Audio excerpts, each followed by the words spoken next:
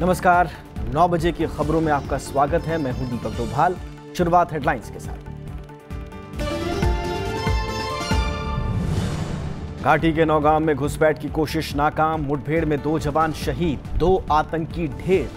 आतंकी फंडिंग में एनआईए की पूछताछ के बाद हुर्रियत से नईम खान निलंबित।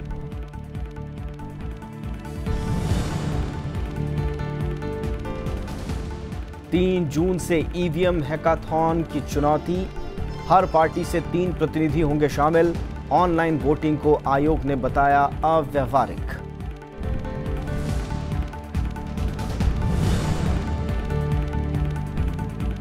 निजी कंपनियों को भी लड़ाकू विमान और पनडुब्बी बनाने की मिलेगी मंजूरी। रक्षा मंत्रालय का सामरिक भागीदारी मॉडल तैयार, सुरक्षा मामलों की मंत्री समिति के पास मसौदा।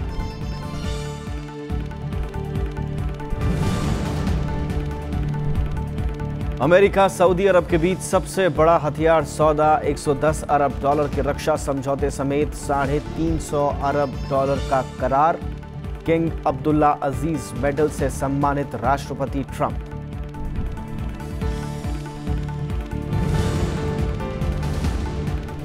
और तीरंदाजी विश्व कप में भारत का सोने पर निशाना, फाइनल में कोलंबिया को दी मात। आईपीएल में खिताबी भिड़ंत आज।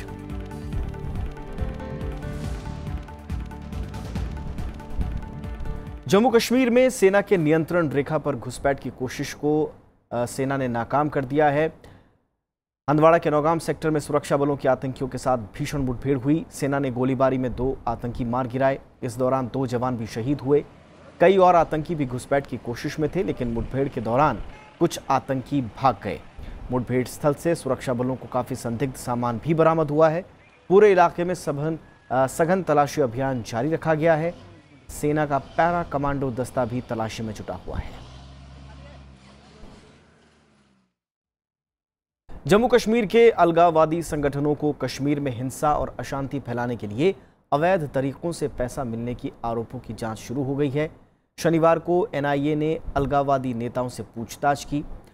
इस बीच हुर्रियत नेता सैयद अली शाह गिलानी ने अलगाववादी नेता नईम खान को संगठन से हटा दिया है। आतंकी फंडिंग मामले में एनआईए ने जांच शुरू कर दी है। शनिवार को घाटी के 3 अलगाववादी नेताओं से पूछताछ की गई। एनआईए की टीम ने नईम खान, फारूक अहमद डार उर्फ बिट्टा कराटे और गाजी जावेद बाबा से सवाल किए।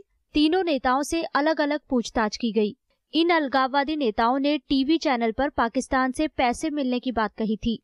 जांच के लिए एनआईए ने इन नेताओं से कुछ दस्तावेज जमा कराने के लिए भी कहा है। शुक्रवार को इन लोगों के खिलाफ मामला दर्ज किया गया था। विवाद के बीच हुर्रियत नेता सैयद अली शाह गिलानी ने शनिवार को नईम खान और उनके संगठन नेशनल फ्रंट को अलगाववादी संगठन से निलंबित कर दिया। साथ ही आरोप लगाया कि वीडियो से छेड़छाड़ की गई है। There is anything to investigate, they should investigate. Who is going to stop them? But basically ये है कि एनआईए, पुलिस, बाकी चीजों से हम इस तहरीक का वो अटेंशन नरेटिव को चेंज नहीं कर सकते। एनआईए आए, दे आर वेलकम, और लेकिन अगर वो झूठ कहेंगे they are not welcome.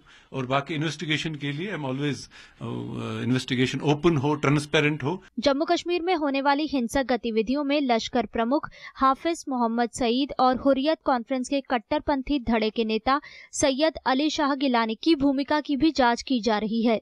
Kashmir घाटी में आतंकी गतिविधियों, पथराव और विरोध प्रदर्शनों की घटनाओं में इजाफा हुआ है। पिछले कुछ महीनों के दौरान कई युवाओं के आतंकवाद का रास्ता चुनने की खबरें भी आई हैं। इस मामले में सुरक्षा एजेंसियों को बाहरी मदद मिलने का अंदेशा है। Bureau report, Rajya Sabha TV. Jammu Kashmir में श्रीनगर के कुछ इलाकों में एहतियाती तौर पर लोगों के इकट्ठा होने पर रोक लगा दी गई है। हुर्रियत कॉन्फ्रेंस राजधानी में कुछ कार्यक्रमों का आयोजन करने जा रही है, जिसके मद्देनजर सुरक्षा के कड़े इंतजाम किए गए हैं। प्रशासन ने श्रीनगर के 3 थाना क्षेत्रों में कानून व्यवस्था बनाए रखने के लिए एहतियाती तौर पर लोगों के इकट्ठा होने पर पाबंदी लगा दी है। माना जा रहा है कि हुर्रियत कॉन्फ्रेंस के कार्यक्रम को देखते हुए ये कदम उठाया गया है। इधर पुलिस कश्मीर घाटी में गुमराह युवकों को मुख्य धारा में लाने और हिंसा से अलग करने के लिए लोगों की मदद लेने की कोशिश कर रही है। प्रायोरिटी ये रहेगी कि यूथ को काउंसलिंग करके यूथ को एकेडमिक्स की तरफ ध्यान दिलवा के यूथ को पॉजिटिव उनकी एनर्जीज चैनलाइज करके उनको एक पॉजिटिव तरीके पे लाया जाए। कश्मीर में पत्थरबाजों से निपटने के लिए सीआरपीएफ के जवानों को स्पेशल ट्रेनिंग दी जा रही है। जवानों को बताया जा रहा है ऐसे हालात में कैसे भीड़ को काबू करें। सीआरपीएफ के अधिकारी ने बताया कि उनकी पहली प्राथमिकता हर स्थिति में नागरिकों के जीवन की रक्षा करना है, जिसमें जम्मू कश्मीर स्पेसिफिक जो भी लॉ एंड ऑर्डर से रिलेटेड जो प्रॉब्लम्स हैं उसके बारे में उनको सेंसिटाइज किया जाए। इस बातों को ध्यान रखते हुए ही कार्रवाई करें, जिससे किसी तरह का कोई मानवाधिकार की समस्या या किसी तरह के कोई लीगल इम्प्लीकेशंस ना होने पाए। इधर दिल्ली में कश्मीर घाटी के हालात पर कांग्रेस नेताओं की बैठक हुई। पूर्व प्रधानमंत्री के आवास पर हुई इस बैठक में कश्मीर के कई पार्टी नेता भी शामिल हुए और घाटी के हालात पर चर्चा की। एक दूसरे की सोच से हमने अपने आप को परिचित करवाया और आज जो मौजूदा हालात हैं वादी में उन पर भी चिंता व्यक्त की और अपनी अपनी बात कही। ये पहली मीटिंग थी। हाल के दिनों में जम्मू कश्मीर में पत्थरबाजी, आतंकी हिंसा और सीमा पार से संघर्ष विराम उल्लंघन की घटनाओं में तेजी आई है। इसके पीछे पाकिस्तान का हाथ होने के खुलासे हुए हैं। Bureau report, Rajya Sabha TV. चुनाव आयोग ने 3 जून से राजनीतिक दलों को ईवीएम में हैकिंग साबित करने की चुनौती दी है। इसके लिए राजनीतिक दलों को 26 मई शाम 5 बजे तक आयोग को अपने 3 प्रतिनिधियों के नाम देने होंगे, लेकिन किसी विदेशी प्रतिनिधि को इसमें शामिल करने की इजाजत नहीं होगी। मुख्य चुनाव आयुक्त नसीम जैदी ने ईवीएम में छेड़छाड़ से इनकार करते हुए कहा कि चुनाव सुधार सबकी जिम्मेदारी है। ऑनलाइन वोटिंग के मुद्दे पर बात करते हुए आयोग ने इसे सुरक्षा के लिहाज से अव्यावहारिक बताया है। इलेक्ट्रॉनिक वोटिंग मशीनों में छेड़छाड़ के आरोपों को देखते हुए चुनाव आयोग ने शनिवार को ईवीएम और वीवीपीएटी का डेमो दिया। इनमें मशीनों के काम करने के तरीके को दिखाया गया। मुख्य चुनाव आयुक्त नसीम जैदी ने कहा कि ईवीएम से छेड़छाड़ संभव नहीं है। आधुनिक तकनीक का इस्तेमाल किया गया है, इसका डाटा ट्रांसफर नहीं हो सकता। The Commission is confident and has firm conviction about the integrity, non-tamperability and credibility of our electronic voting machines. आयोग का कहना है और ये दृढ़ विश्वास है कि हमारी ईवीएम्स में कोई भी फ्रीक्वेंसी रिसीवर नहीं है, कोई भी डेटा डिकोडर नहीं है, इसलिए किसी भी प्रकार का कोडेड सिग्नल वायरलेस के द्वारा प्राप्त नहीं किया जा सकता है। And therefore, no tampering can be carried out through external hardwares like wireless, Wi-Fi और Bluetooth device. आयोग ये साफ तौर पे बताना चाहेंगे कि मैन्युफैक्चरिंग स्टेज पर किसी भी प्रकार का मैनिपुलेशन पूर्णतया रूल आउट है, क्योंकि बड़े स्ट्रिंजेंट सिक्योरिटी प्रोटोकॉल्स हैं, particularly regarding the software of security of software. चुनाव आयोग ने 3 जून से राजनीतिक दलों को ईवीएम को हैक करके दिखाने की चुनौती दी है। इसमें हाल के 5 राज्यों में हुए चुनाव में शामिल दलों को मौका दिया जाएगा। इसमें हर दल को 4 घंटे का समय दिया जाएगा। चुनाव आयोग 3 जून 2017 से आगे 3 जून से प्रारंभ करके और आगे तक पॉलिटिकल पार्टीज के लिए चैलेंज का आयोजन कर रहे हैं। Election Commission of India invites the nominees of national and state recognized political parties who contested and claimed that the EVM machines held under the ownership of Election Commission of India and used in recently held General Assembly elections of 5 states were tampered, and or these could be tampered even under technical and administrative safeguards of the Commission, and they will have to demonstrate this claim at the Election Commission headquarters. चुनाव आयोग ने कहा कि EVM में छेड़छाड़ को लेकर कुछ शिकायतें मिली हैं, लेकिन पुख्ता सबूत नहीं मिले हैं। मशीनों से छेड़छाड़ की आशंका के निराकरण के लिए ईवीएम में वीवीपैट मशीन लगाई जाएगी। उत्तर प्रदेश सहित 5 राज्यों के विधानसभा चुनावों के नतीजे आने के बाद आम आदमी पार्टी, बसपा, सपा और कांग्रेस सहित कई दलों ने ईवीएम की विश्वसनीयता पर सवाल उठाए थे। दिल्ली की केजरीवाल सरकार ने विधानसभा का विशेष सत्र बुलाकर डेमो के जरिए ईवीएम को हैक करने का दावा किया था। यह सवाल विश्वसनीयता का है, लोकतंत्र का है और दुनिया के सबसे बड़े लोकतंत्र का है। निर्वाचन आयोग और केंद्र सरकार दोनों को मिलकर इस बात को तय करना है कि मतदाताओं के मन में जो भ्रम पैदा हुआ है उस भ्रम को यथाशीघ्र कैसे दूर किया जाए। राज्यसभा टेलीविजन के लिए कैमरा पर्सन सुधांशु के साथ दिल्ली से अखिलेश सुमन। और आइए सुनते हैं चुनाव आयोग की चुनौती पर राजनीतिक दलों का क्या कहना है। चुनाव आयोग को बजाय चुनौतियां देने के मेरी ये विनम्र राय है उनसे कि उन्हें ये देखना चाहिए कि कहीं ईवीएम के अंदर कोई गलती तो नहीं, और अगर कोई गलती है तो वो सब एक्सपर्ट्स को बुलाएं और उन एक्सपर्ट्स को बुलाकर उसे दुरुस्त करवा लें। ईवीएम को दोष देने की जो नौटंकी कर रहे हैं, इसमें इसका कोई विश्वसनीयता नहीं है। और जहां तक पारदर्शिता का सवाल है, पेपर ट्रेल का सवाल है, हम पूरी तरह सरकार को और इलेक्शन कमीशन को इसके लिए बधाई देना चाहते हैं। लेकिन लोकतंत्र में अगर विपक्षी दल कुछ आशंकाएं और शक शुबह महसूस करते हैं तो चुनाव आयोग का दायित्व है, सरकार का दायित्व है कि उसको पूरा करे। जो terms and conditions election commission लगा रहा है ईवीएम को हैकिंग के लिए, वही टर्म्स एंड कंडीशंस हम अपनी मशीन के लिए लगाते हैं, जो हमने विधानसभा में टेम्पर करके दिखाया। चुनाव आयोग और उसके एक्सपर्ट्स हमारी मशीन को टेम्पर करके दिखाते उसी। प्रधानमंत्री नरेंद्र मोदी ने पूर्वोत्तर के विकास को लेकर एक बार फिर से प्रतिबद्धता जाहिर की है। वहीं केंद्रीय गृह मंत्री राजनाथ सिंह ने शनिवार को चीन से सटे प्रदेशों के मुख्यमंत्रियों के साथ उच्च स्तरीय बैठक की। 5 राज्यों के साथ बैठक में उन्होंने सुरक्षा व्यवस्था की समीक्षा की।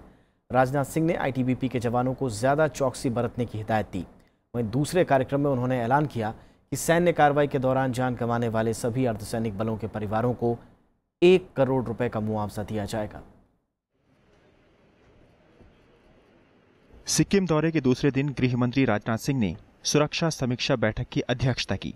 बैठक में उत्तराखंड के मुख्यमंत्री त्रिवेंद्र सिंह रावत, सिक्किम के मुख्यमंत्री पवन कुमार चामलिंग और अरुणाचल के मुख्यमंत्री पेमा खांडू मौजूद थे, जबकि जम्मू कश्मीर और हिमाचल प्रदेश के प्रतिनिधि भी इसमें हिस्सा लेने पहुंचे। चीन के साथ सीमा साझा करने वाले इन 5 राज्यों के साथ गृह मंत्रालय के तालमेल को मजबूत करने के उद्देश्य से यह बैठक बुलाई गई।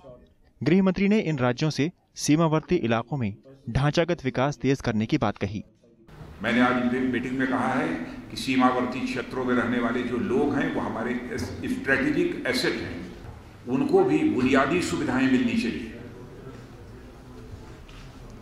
शिक्षा, स्वास्थ्य, बिजली, पानी, सड़क। मैंने राज्य सरकारों से भी अपील किया है कि इस संबंध में वो अपनी तरफ से पहल करें। बैठक में सीमावर्ती इलाकों में बुनियादी सुविधाओं के विकास, आईटीबीपी के हालात और सभी राज्यों के बीच सुरक्षा के लिए तालमेल पर मुख्य रूप से चर्चा हुई। गृह मंत्री ने कहा कि चीन से सटे सीमावर्ती इलाकों में 2019 तक 27 सड़कें बनकर पूरी हो जाएंगी। उन्होंने कहा कि भारत चीन के बीच करीब 3,500 किलोमीटर की सीमा पर गश्त लगाने के लिए आईटीबीपी के जवानों को बेहतर सुविधा दी जाएगी। हमारे जवानों के लिए पुरानी जो टेम्पररी बीओपीज हैं, वहां पर बैरक टाइप एकोमोडेशन में permanent infrastructure with central heating and freeze proof toilets की योजना भी प्रपोज्ड है और यह पायलट प्रोजेक्ट के रूप में लेह लद्दाख में यह काम चल रहा है। राजनाथ सिंह ने आईटीबीपी को ज्यादा चौकस रहने की हिदायत दी। इस वक्त आईटीबीपी 173 बॉर्डर आउटपोस्ट के जरिए सीमा की निगरानी रखती है। राजनाथ सिंह ने सभी अस्थायी बैरकों को स्थायी बैरकों में तब्दील करने का भी ऐलान किया। इसके बाद राजनाथ सिंह नाथुला के दौरे पर गए, जहां उन्होंने आईटीबीपी के जवानों को संबोधित करते हुए एक और अहम ऐलान किया। उन्होंने कहा कि सैन्य कार्रवाई के दौरान जान गंवाने वाले सभी अर्धसैनिक बलों के परिजनों को कम से कम 1 करोड़ रुपए मुआवजा दिया जाएगा। Bureau report, Rajya Sabha TV. Chhattisgarh के नक्सल प्रभावित सुकमा जिले की पुलिस ने 18 नक्सलियों को हिरासत में लिया है। इन सभी से पूछताछ की जा रही है। पुलिस को शक है कि ये नक्सली बुरकापाल में सीआरपीएफ के जवानों पर किए गए हमलों में शामिल थे।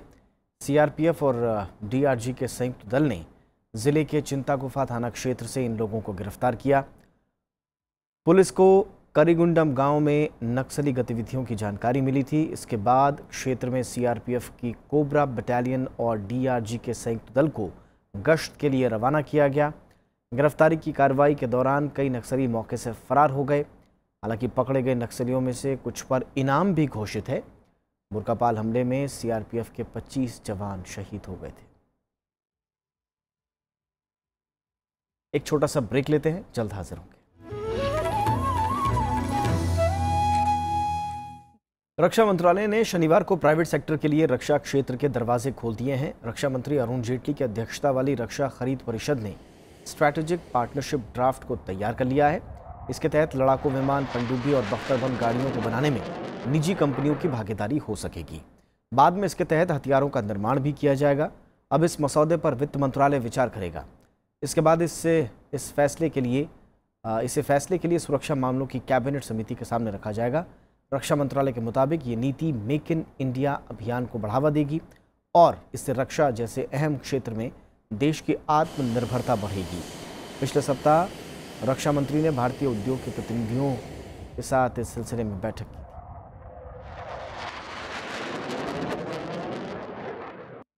ऋषिकेश बद्रीनाथ नेशनल हाईवे यात्रियों के लिए खोल दिया गया है। शुक्रवार शाम भूस्खलन से सड़क बंद हो गई थी।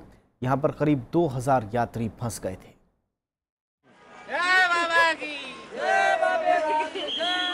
एक दिन बंद रहने के बाद ऋषिकेश बद्रीनाथ नेशनल हाईवे यात्रियों के लिए फिर से खोल दिया गया।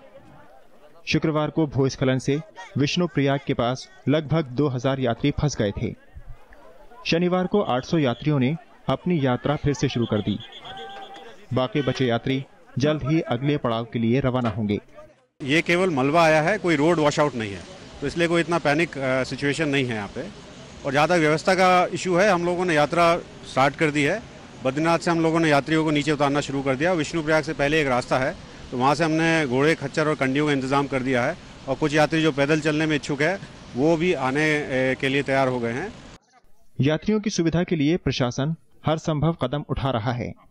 यात्रियों के लिए खाने पीने का इंतजाम किया गया है। सीमा सड़क संगठन के कर्मचारी सड़कों को खोलने के लिए युद्ध स्तर पर काम कर रहे हैं।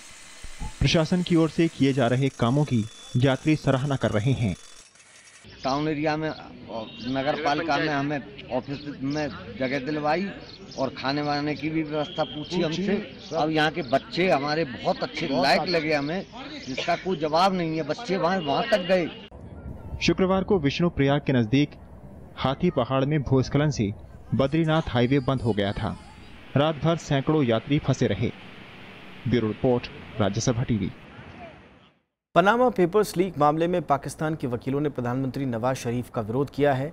पाकिस्तानी वकीलों ने शनिवार को नवाज शरीफ को चेतावनी देते हुए कहा कि अगर प्रधानमंत्री ने 7 दिनों में सत्ता नहीं छोड़ी तो उनके खिलाफ आंदोलन शुरू किया जाएगा। पाकिस्तान की सुप्रीम कोर्ट बार एसोसिएशन और Lahore high court bar association ने इस बारे में साझा बयान जारी किया है। एसोसिएशन का मानना है कि सर्वोच्च न्यायालय के आदेश के मद्देनज़र प्रधानमंत्री को अपने पद पर नहीं रहना चाहिए। सुप्रीम कोर्ट ने 20 अप्रैल को पनामा पेपर्स लीक मामले में नवाज शरीफ के खिलाफ जांच के लिए साझा टीम के गठन का आदेश दिया था।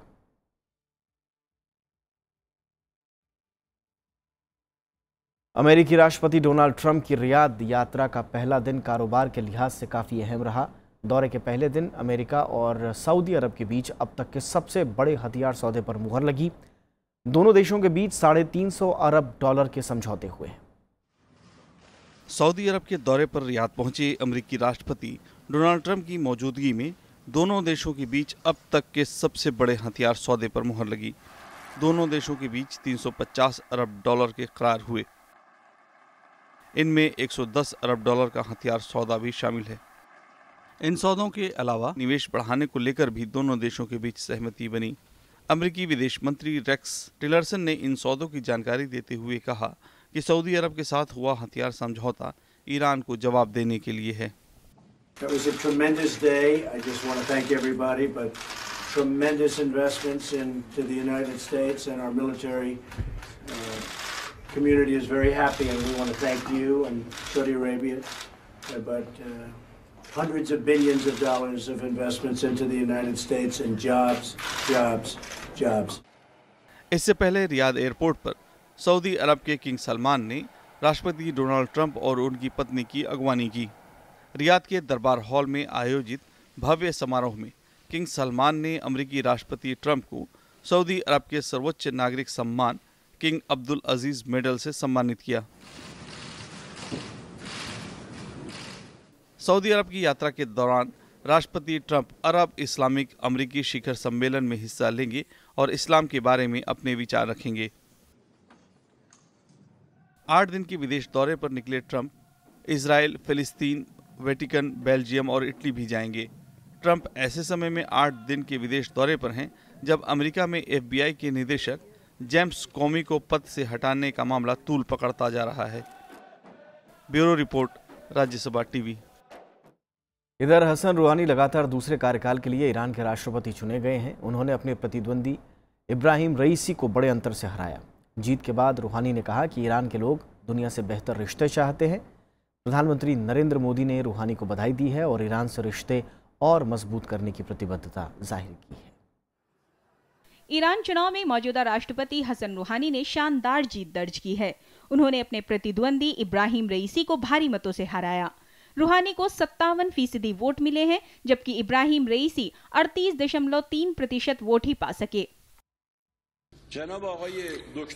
Dr. Rouhani has 23,549,616 votes. That means 57% of the vote.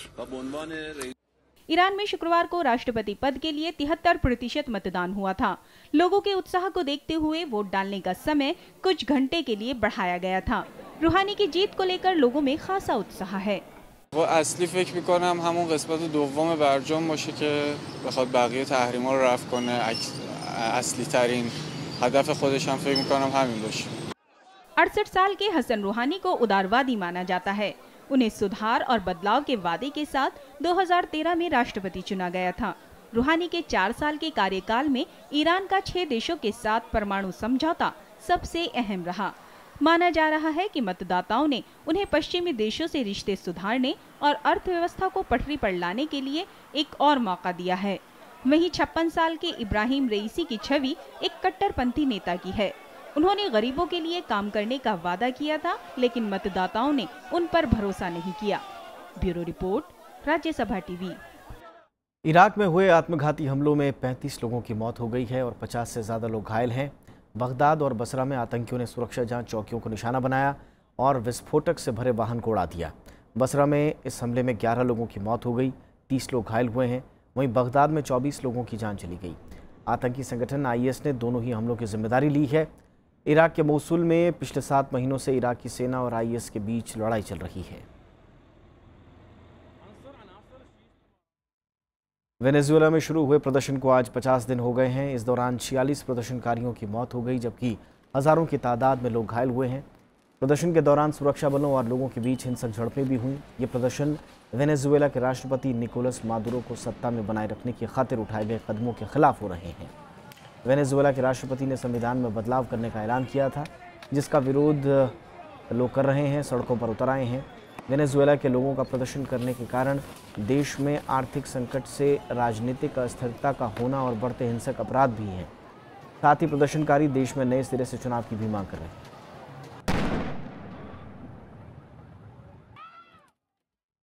भारतीय पुरुष कंपाउंड तीरंदाजी टीम ने शनिवार को विश्व कप के पहले चरण में स्वर्ण जीता।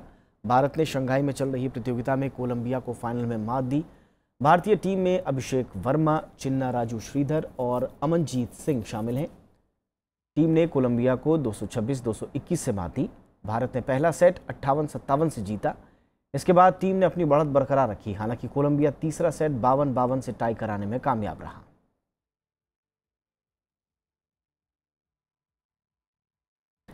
IPL के 10वें सीजन का आज खिताबी मुकाबला खेला जाएगा। फाइनल में मुंबई इंडियंस का सामना राइजिंग पुणे सुपर जायंट से होगा। मैच आज रात 8 बजे हैदराबाद के राजीव गांधी स्टेडियम में खेला जाएगा।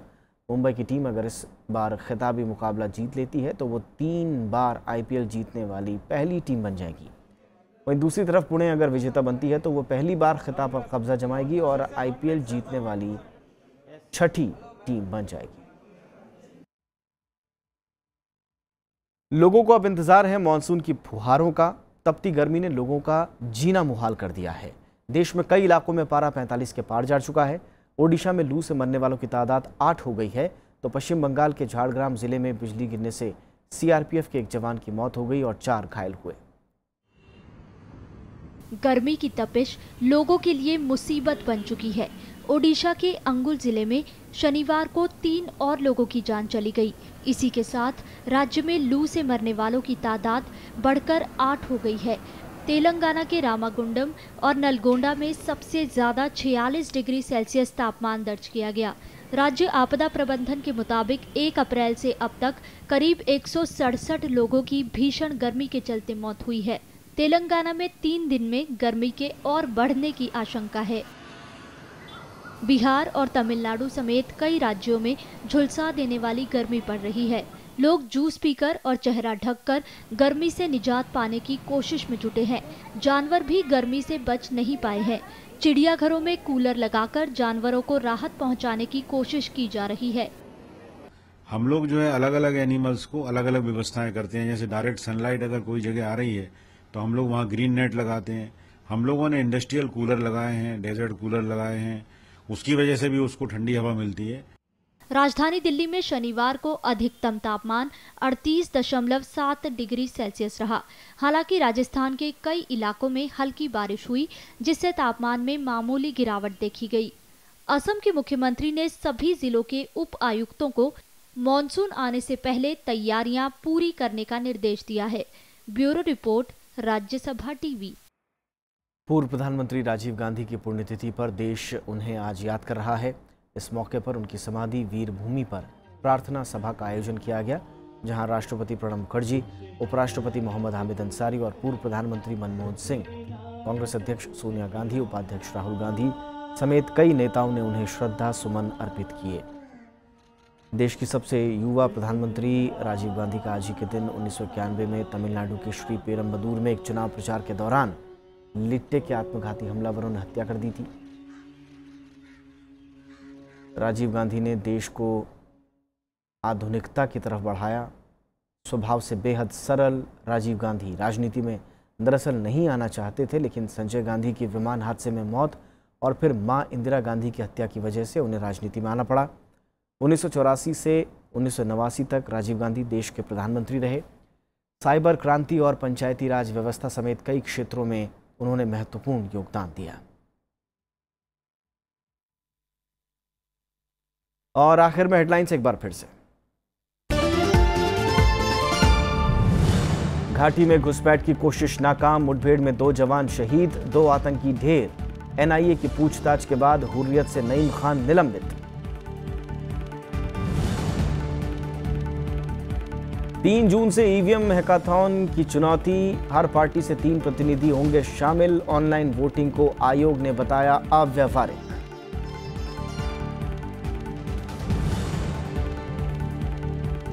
निजी कंपनियों को भी लड़ाकू विमान और पनडुब्बी बनाने की मिलेगी मंजूरी। रक्षा मंत्रालय का सामरिक भागीदारी मॉडल तैयार, सुरक्षा मामलों की मंत्री समिति के पास मसौदा।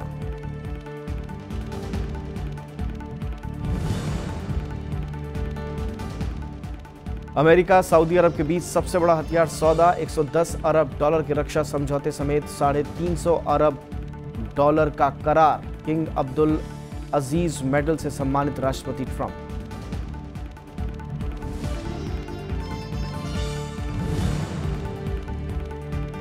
तीरंदाजी विश्व कप में भारत का सोने पर निशाना, फाइनल में कोलंबिया को दी मात। आईपीएल में खिताबी भिड़ंत आज।